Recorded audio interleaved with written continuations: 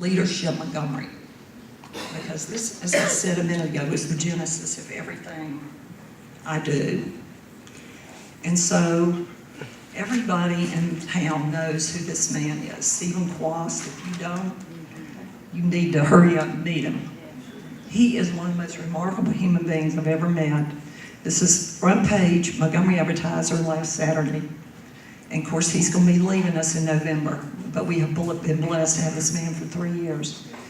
First time I heard him speak, I said, I got to go meet with this man.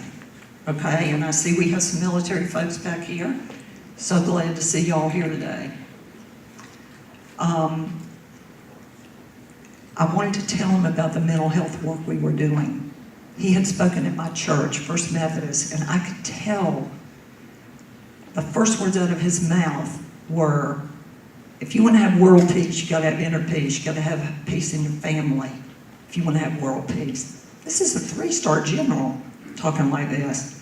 I said, this man singing my tune, I got to go meet with him. Spoke with him at the end of church. He said, you come meet with me. I did. He said, I need the mental health system in Montgomery to be strong to serve my employees who are civilians and my military enlisted families who don't access health care in this base.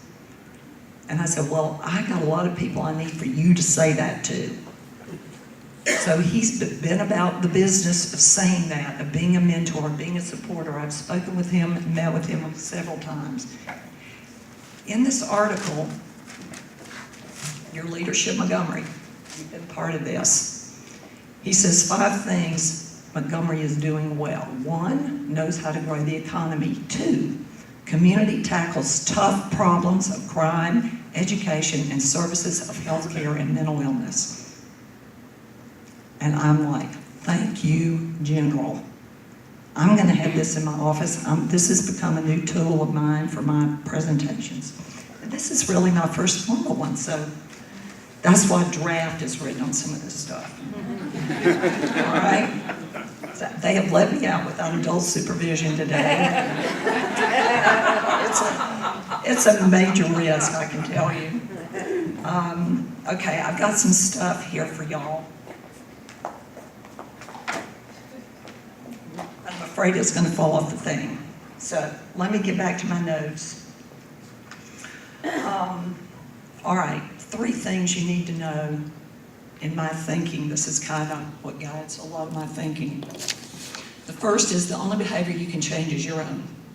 Okay? So if you want other people to do something different, you got to do something different first. Your Leadership Montgomery, y'all are the leaders. Okay? Everybody in here knows this. If you want others to do differently, you have to ask yourself, what do I have to do differently? All healthcare is local.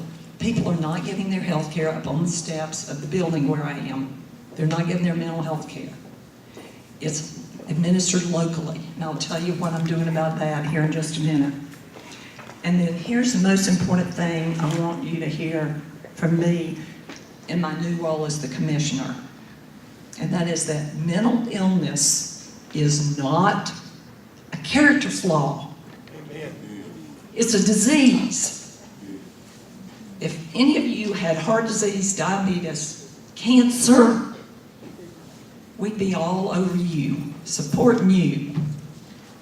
If I told you I had schizophrenia or bipolar disease or opioid disorder, you would be really afraid. And that has been our reaction. And so I say that strongly, that if we are going to solve the problem, we got to recognize it for what it is, and that is it's a disease.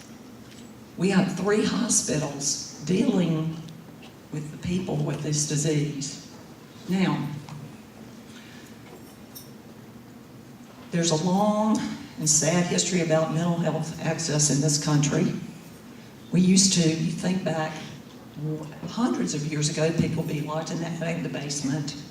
Then we had Dorothea Dix, who started the movement in this country to establish mental hospitals. Dr. Peter Bryce was the administrator of the first mental hospital in the country, and it was up there at Tuscaloosa. And it's a beautiful building. It's built just like the Capitol. And we have a Newport's Hospital up there. The old one is now going to become a welcome center for students and performing arts students and a mental illness, mental health museum.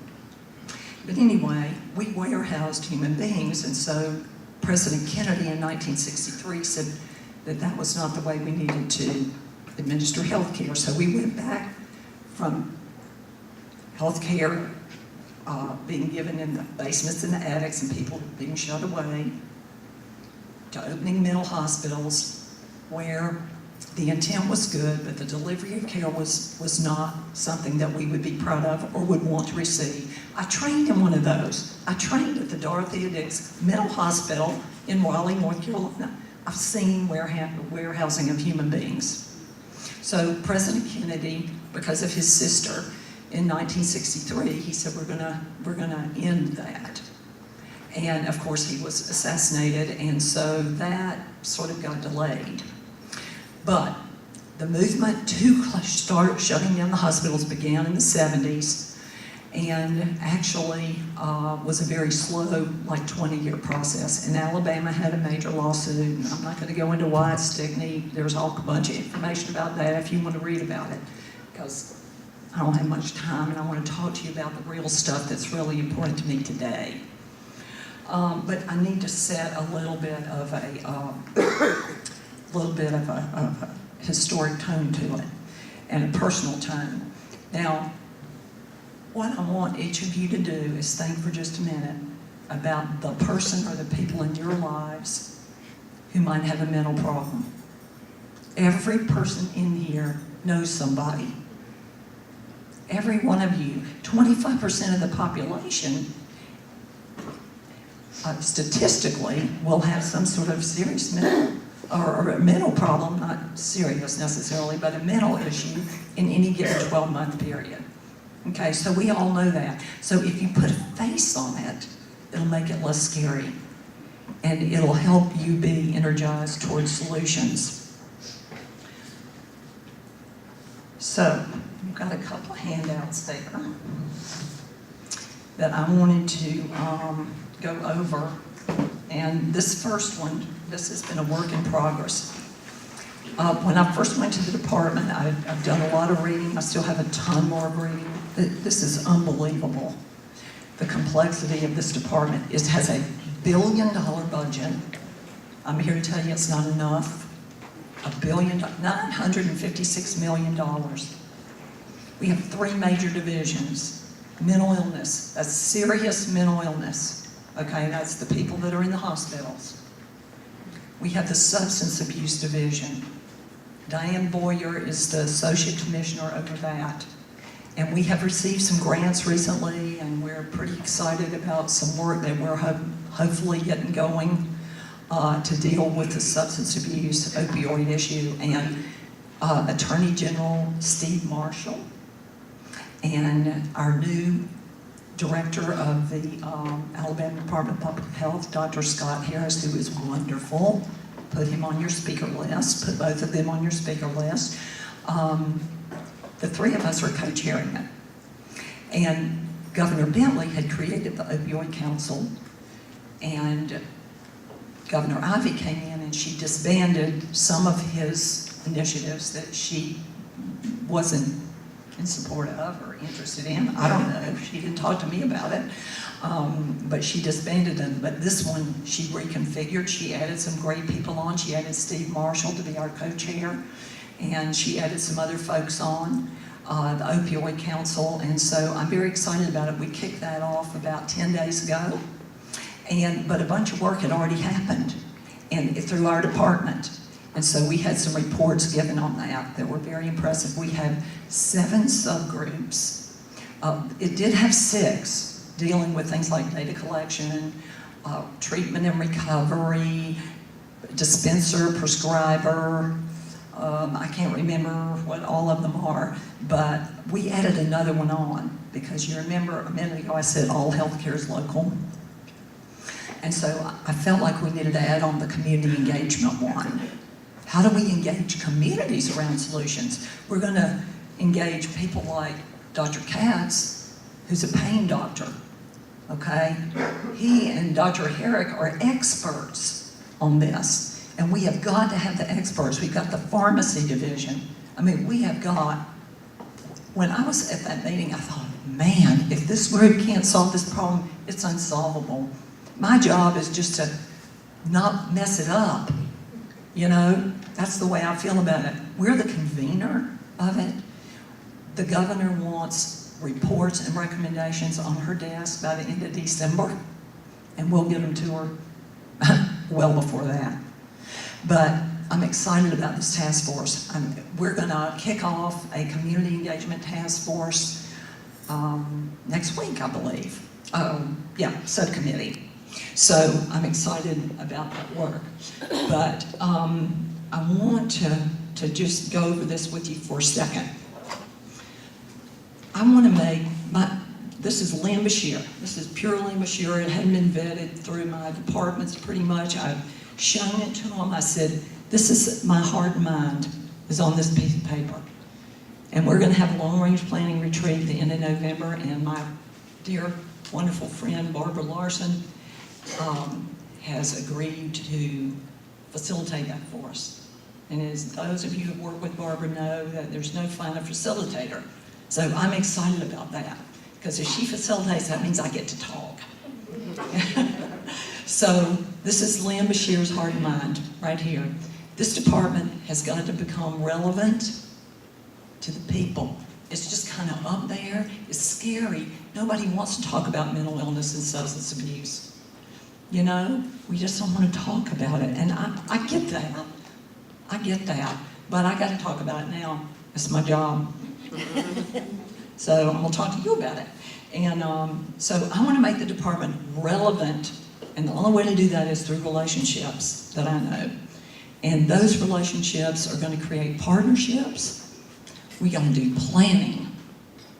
We have got to do some serious planning. If we want to be to X in 10 years or 20 years, we got to start right now. Planning has not taken place recently from what I can tell, or it's just been periodic or short term or very issue focused. So we got to do some good planning. And then the other thing that I want to focus on is in my heart and mind is prevention. Okay? I told you a minute ago this is $1 billion budget. We need another $1 billion. Do you think the legislature is going to give me another $1 billion? I will be lucky if I don't get cut. Now the 2018 budget's already set, as you know.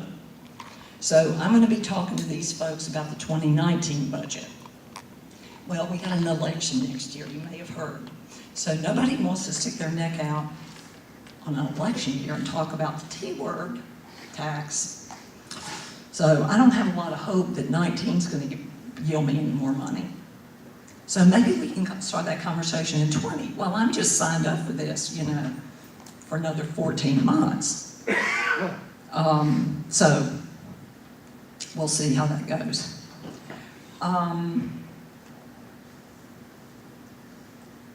So my little arrows here going across the page, you're going to see a lot of repetition of topics under them because these topics fall under several categories. And I'm not going to go over all of them, but I wanted to go over a couple and let you know what my thinking is on it. Now, under access to all levels of care, housing is a critical issue. If people don't have a place to live and to be, they're going to be homeless, okay? So we have got to make housing a top priority. Very complicated. There's a person in this room, Lene Conley. Lene, would you please raise your hand? Lene has been, I'm going to put on my vision hat for a minute.